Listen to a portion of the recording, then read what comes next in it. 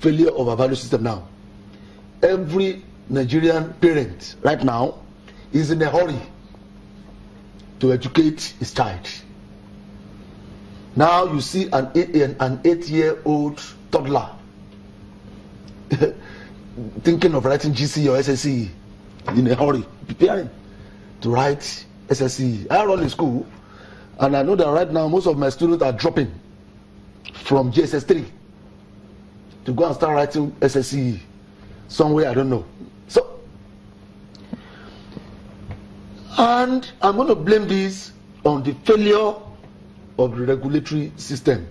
The people that are supposed to be regulating how the standards of education that have been set to drive development and growth in Nigeria, the way they do their jobs, the kind of orientation they have, what is in their orientation as they think of working to ensure that that standard is maintained for Nigeria.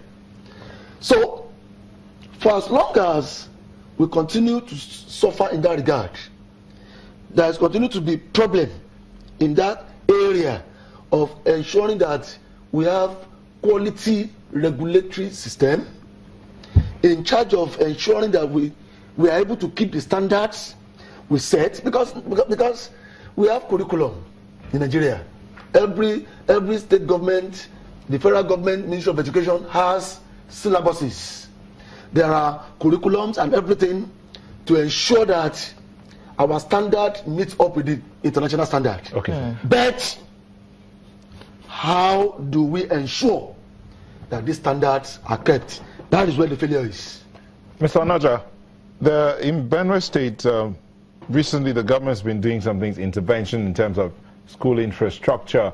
But from what Mr. Salako has said and what Mr. Fayemi has said, that it's beyond the school. It's about regulation, because standards have been there. It's beyond just building infrastructure. How do we ensure that this is raised? I mean, so that we don't have to be talking about standards. Let's look at how we're going ahead. Thank you very much. I want to agree with Mr. Yomi that a large aspect of it is policy related. And also I agree with Mr. Kayode that regulation is also key.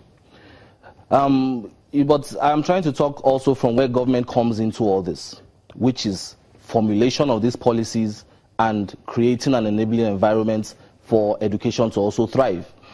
As it stands right now, His Excellency, the Governor of Benue State, the first point of call that he took over, he did when he took over as Governor of Benue State was on the aspect of education.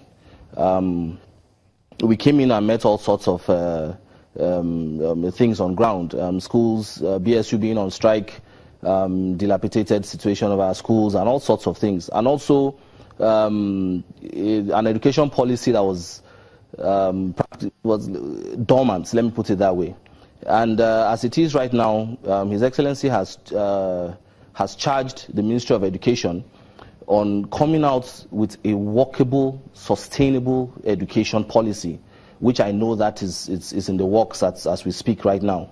And then this infrastructural development is just his way of trying to make sure that he provides that conducive environment to also increase enrollments in these schools, work on even the quality of those who teach our children, and all sorts of things. So in the aspect of regulation, it's really a very important aspect. Like Mr. Kayode said, yes, you have people in charge of regulating these things who have neglected their jobs in many respects.